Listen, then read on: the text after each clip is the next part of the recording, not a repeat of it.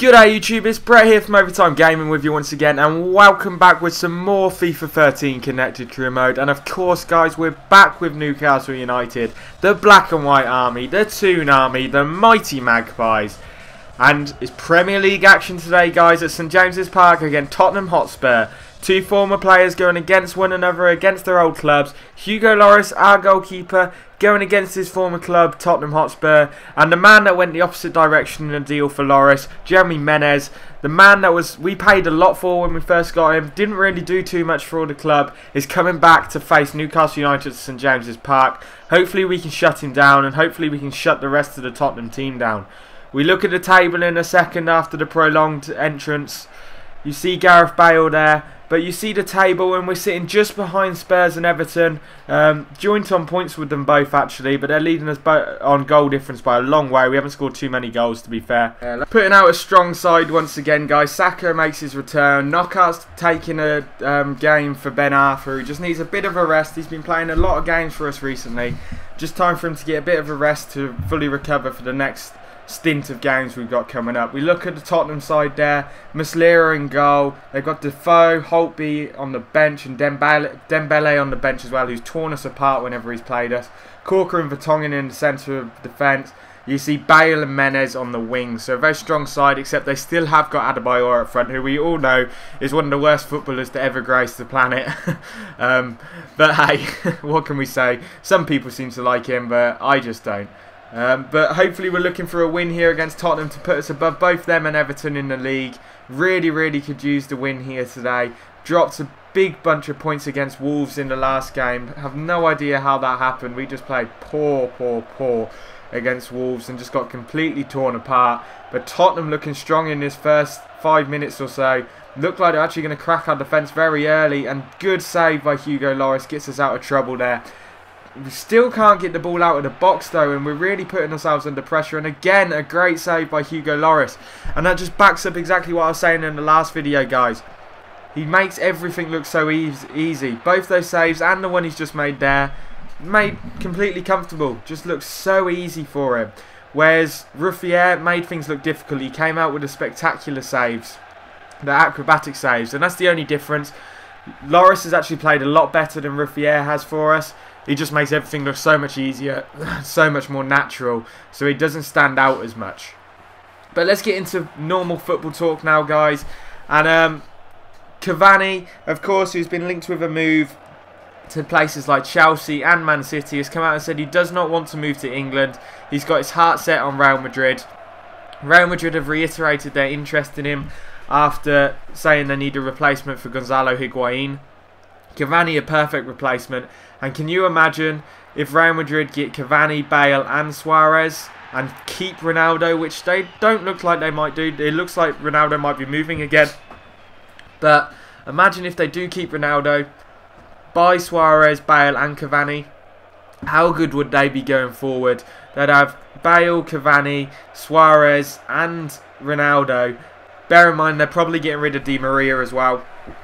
They would just be absolutely incredible going forward with the ball, and would just be an absolute powerhouse, and definitely be re-challenging for a Champions League Cup against Bayern Munich next year. So that's the big news.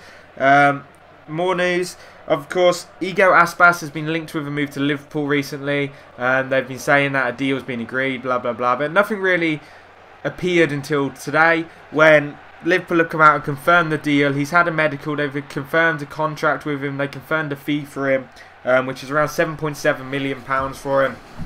And he joins as soon as the transfer window opens, which is the 1st of July. He's a very good player, to be fair. I hadn't really seen much of him, but I've gone through and watched a few videos of him and stuff. And he looks quite talented. Just a good backup attacker for Liverpool, to be fair. Backing up Sturridge and whoever they bring in to play alongside Sturridge when Suarez leaves, so maybe Benteke or someone like that. Just a nice backup forward with Barini. He scored 12 goals in 34 games in La Liga so far for Celta Vigo, and Celta Vigo are a poor side, let's be honest. So he's got some talent about him, and just a good backup for Liverpool. More news, Abdal Hernandez, sorry. Plays for Palermo now, I believe. He's Uruguayan striker, 19 years old. Oh, 22 years old, sorry. He's been touted as one of the best young talents in the recent years, but nothing's really happened for him so far, and he hasn't moved to a bigger club or anything like that. He was touted as like the next best striker in the world, but nothing's really come off for him, and he's kind of hit a bit of a slump, to be fair, but his move could be coming for him. Sunderland have put in a bid, and Di Canio looks like he really wants Abdel Hernandez. He's a good player, don't get me wrong. He's not world class at the moment, but he could well be, and he's the sort of player Sunderland really need. He's a good striker, and Sunderland need that striker, which they've been lacking in recent seasons, to be fair. So if they manage to get him, really good signing for him, I must say. Now, Newcastle news. Newcastle looks set to put in a bid of around 6 to 7 million for Darren Bent. Darren Bent, a really good striker. Been a bit out of sorts of late with Aston Villa because of the arrival of Benteke. He hasn't really played that much, but he's a really good player. Would be a great signing for Newcastle, I must admit, especially for only 6 million. That would be a great pickup. And if we can keep Cisse and play him along Cisse, really good talent there. Just another goal scorer which we've really needed. And hopefully we can go out and get a Aubameyang, although he looks set on joining, going back to Milan. But hopefully we can pick up a Aubameyang and keep Cabaye and Ben Arfa, and we'll be a really solid team for next year. Now, Isco, of course, the under-21 starlet from Malaga, an absolutely incredible player, and was actually one of my favourite players. On all my own, what a save by Hugo Lloris there. On all my own career modes, it doesn't matter who I'm with. On the ones that I don't show on this channel, I always buy Isco. He's an incredible player. And him and the Spanish under-21s are just a fantastic team. But he has been linked with a move to both Real Madrid and Man City. Of course, Man City because of Pellegrini going to them as the manager. And of course, he was the manager of Malaga beforehand.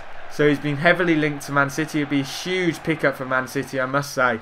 But he has come out and stated that he would love to move to Real Madrid. Now, again, if he moves to Real Madrid, be absolutely incredible side, especially if they still go out and get Cavani, Bale and Suarez, and keep Ronaldo. They are going to be absolutely incredible. If they play him in the centre of midfield with Xabi Alonso, they are going to be so good, and they'll definitely be a team to watch next year. I love Isco. I think he's an absolutely incredible player. I think the more likely destination, as we let in the goal from Dembele there, who does his magic against us once again.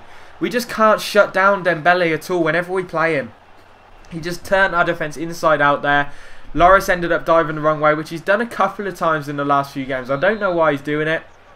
But hey, we're down 1-0 at St James's Park, guys, and we really need a quick goal to get back into this game. But as I was saying, I think the more likely destination for Isco is Man City because of Pellegrini, and I also think Real Madrid aren't going to go out and try and buy him because they'll have their heart set on Bale, Suarez and Cavani. So what a finish there by Captain Fantastic Yohan Cabaye. He does it once again for us and he slides into the post there.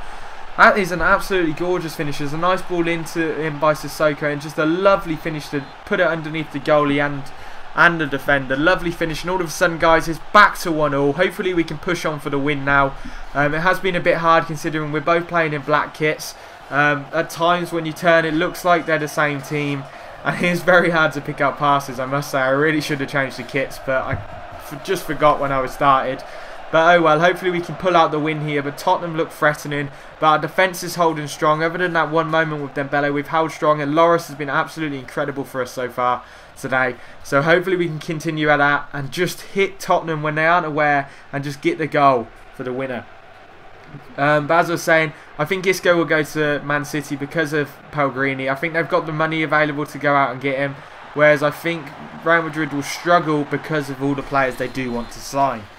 Now, as I was saying, we were going to speak more about this in this video, and that is, of course, the Papis Demba Cisse refusing to wear Wonga on the front of his shirt.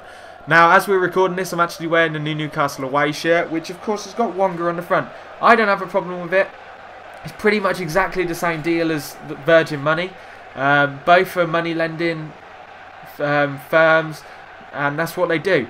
And of course, Papis Demba Cisse is practicing Muslim, and under Sharia law, whatever it is, he cannot advertise or use anything that lends money or any gambling things or anything sort of that to aid him. So he cannot use Wonga.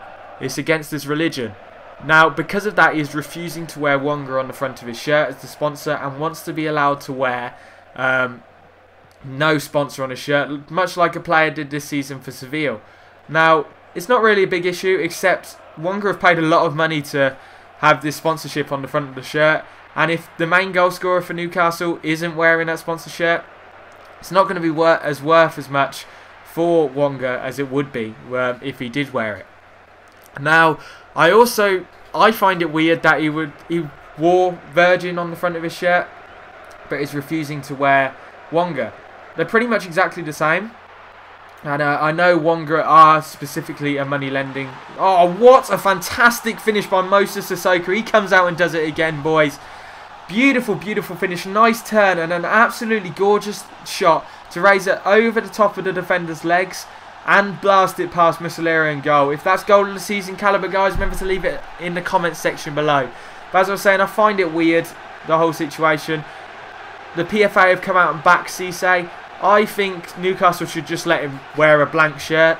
I do think it's good news for Newcastle, because if he's refusing to wear a sponsor, but is saying that he's willing to wear a shirt, a non-sponsored shirt, shows to me that he does want to stick around at the club. So I'd be happy with that. I'm not really fussed about him not wearing a sponsor, I must say. Let me know what you guys think of the whole situation and what you think should be done in the comment section below, guys. We do get the win we needed against Spurs, guys, so that puts us above them on the table. But unfortunately, Everton get the 1-0 win at Southampton, so they will stay above us on the table. You see, Rene wants to go out on loan, which isn't going to happen. He's our backup keeper, but he wants to go out on loan and get some first-team football. We haven't played him at all, but hey-ho. You see we've got Norwich in the next game, guys. You can see we're there sitting in 5th, joint on points with Everton, only 2 points behind Man United. So a couple of wins on the trot could really push us up the table now, guys. We're only 3 points behind 2nd place Man City, but we're 10 points behind 1st place Chelsea, who are 7 points clear at the top of the table. They're running away with it, and they've got an incredible side, much like they do in real life now. So make sure, I hope you've all enjoyed the video, guys. Remember to leave a like, comment and subscribe for me. And remember, guys, peace out, YouTube. We're heading into overtime.